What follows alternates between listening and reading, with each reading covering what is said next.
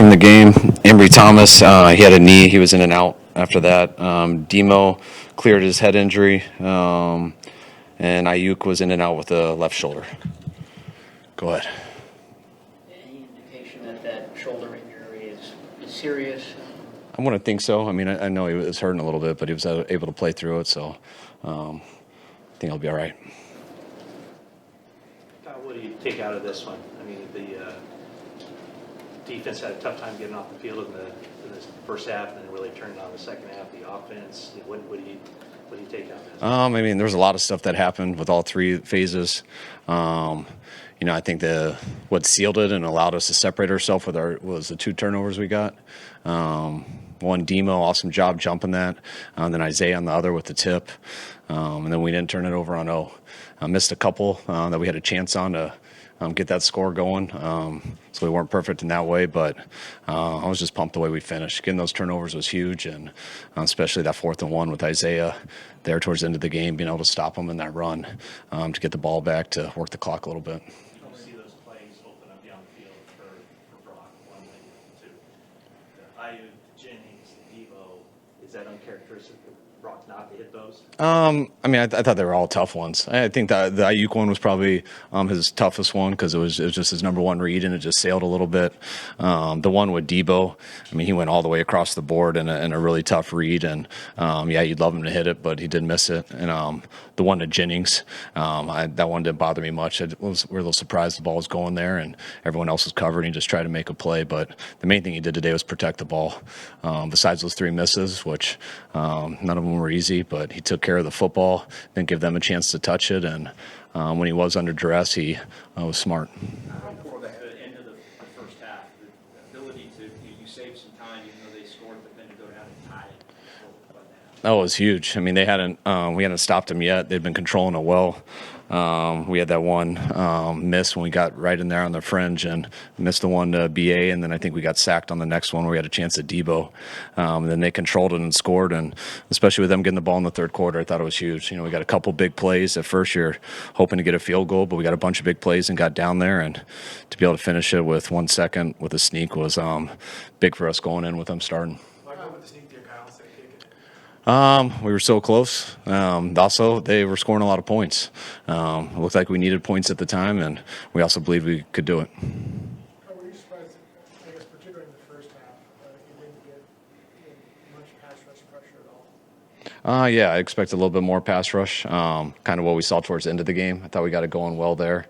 I also thought Stafford did a pretty good job getting rid of it. We were in some zone coverages, and he kind of picked that apart, similar to what he did last week at Seattle. So he's had 2 really good games, and we got to tighten it up. What do you see from Deebo Samuel in particular? Is he all the way back in game shape yet? I don't know. I'll see when I study the film, but I saw him make a number of plays there at the end, I thought he pressured him sometimes. But I'll see when I study the tape. Did you have to manage his snaps at all with quick turn here coming on Thursday? No, we didn't talk about any of that. We just... Spoke with Steve Wilkes at halftime and say, are you going to blitz more? I mean, you discuss defensive. Halftime, there's not much time because I'm doing some stuff with the offense, but it's something I'm always on the headsets discussing through the whole game. Usually each series there's a couple here and there, and we don't need to come into the locker room to talk. Usually the locker room's such a rush, and they got to go cover so much stuff with their players that all that stuff's usually said before we get in there. Was that a conversation that, we're going to dial up the blitz a little bit more to get him off his rhythm? Not that specifically. I mean, there's a lot of conversation, but I thought Steve did a good job mixing it up. Especially there at the end, being aggressive. I just thought we were struggling in our zones a little bit versus the quarterback. Did you sense that Deebo's touchdown was going to unfold that way? I mean, he obviously going to bang his way through, get to the goal line, but how that unfolded? I mean, I've gotten used to it with him. It was the look we wanted, which usually means you're going to get about 6 yards, and it's kind of a 1st and 10 run basically, even though it's a quick pass. But then Deebo has a knack for getting a lot more than most people after that. Is that supposed to be a forward pass or lateral?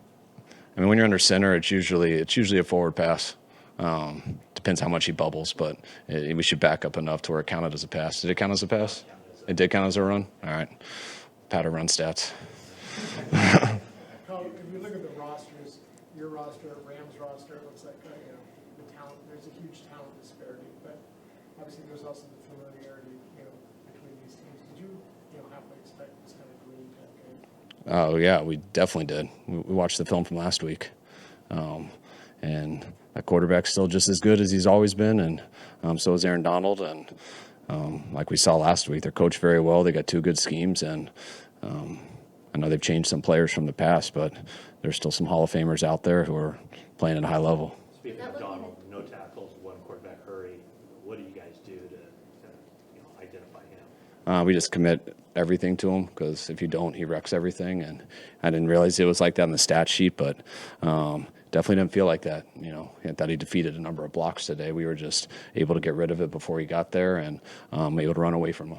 Without looking at the tape, was Isaiah Oliver's performance today perhaps a little bit more indicative of what you guys were hoping to see? Yeah, I thought he was a stud today. I mean, I got to watch the whole tape to get through all of it, but I know he's made some huge plays.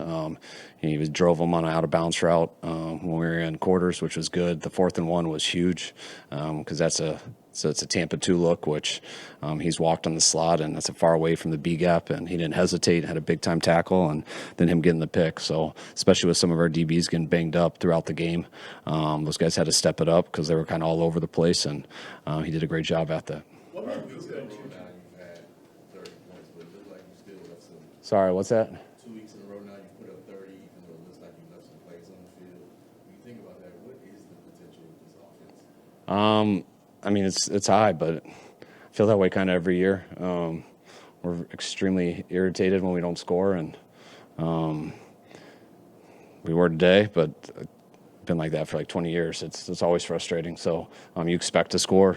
That's how you try to attack. That's what our players expect. And we got a bunch of guys who can make plays, and that we had some bad penalties there at the end. Missed a couple explosives, but we got a long way to go. I thought we did last week too. Hopefully we got a little bit better this week, and that'll continue throughout the year. What made it difficult for you all to defend against Kyron Williams, especially just the run and have that flexibility the way he's willing to have as far as up and down the field? I mean, I just think it all started with Stafford. I mean, just him getting so hot there at the beginning, and especially the way they came out on that opening drive, kind of attacking our zones and looking pretty effortless at it. And once you do that and you got to adjust, then it gets a little bit harder with the run game too. So he did a good job keeping us off balanced. And I thought once we tightened it up a little bit in the second half, things started to go better.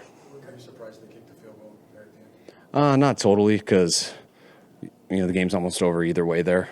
And they could have tried for a Hail Mary, or you never know, 4 seconds it should end. But we felt pretty good with 4 seconds that for some reason they could kick a fastball and have 1 second and run out on the onside kick. So we felt pretty good there. It was kind of damned if you do, damned if you don't from their perspective. Was that your first 50, not yours, but your first 57-yard field goal in your career? Yes. Yes. Yep. Yeah, it was pretty cool. What made Puka and Tutu so tough? What's that? What made Puka and Tutu so tough to cover today? Same thing as in the week before. I mean, most of our stuff was in zones, and if you don't get to that quarterback, those zones will break down, and he diced us up in that way. I thought we tightened it up and got better there in the second half. Not to take anything away from those two players. I thought they did a real good job, just like they did last week. But my hat's off to both of them and the quarterback. Is that part of the adjustment, just to play more man in the second half? And can you just talk about the difficulty of playing cornerback? Because it seems like down the road, Lenore, he's targeted every play, it seems, or every other play. He makes a play on 3rd down, they come back to him on 4th down. The next series, he has an interception that kind of saves the game. Just talk about how difficult it is to play that position. Oh, yeah. I mean, you can't play cornerback by yourself. You need 10 guys out there to help you. You need a pass rush. You need to mix up coverages. When you go against some of the better quarterbacks in this league, it's kind of always like that, especially, when they have wideouts out there. But it always starts there with the quarterback. And I thought Deebo I thought he was one of our better players today. I mean, just the way he showed up at the end. I know we gave up a number of completions, but he was the one, to me, being the most aggressive there in man. He got that huge pick at the end by undercutting him, and he played real physical in the run game too. Say one more. Were you always going to run it in, in the back of your mind, get down to the final seconds, or was you running in? At the end of the second quarter? Well, yeah, just when you get to that situation, the time, if you run it in and you get stopped, we didn't have any timeouts. So running the ball is only an option if you know you're going to score.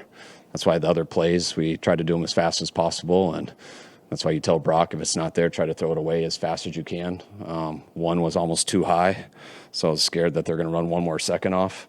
But yeah, when you get to the last play, then anything's open, because after that play, it is going to be over. So that's the only time that really everything's on the table. All right, guys, appreciate it. All right, thanks, guys.